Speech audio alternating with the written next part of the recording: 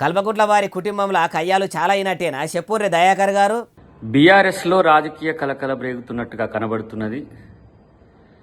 కవిత గారు రాసినట్టుగా ప్రచారం జరుగుతున్న లేఖ వాళ్ళ పార్టీ అంతర్గత అంశమైనప్పటికీ కూడా అది కాంగ్రెస్ పార్టీ ఏదో చేసింది అని చెప్పినట్టుగా బీఆర్ఎస్ మిత్రులు మాట్లాడడం అనేది హాస్యాస్పదం. ఇన్నరా ఇంకా మస్తుగానే అన్నాడు మొత్తం ముచ్చటి నుండి.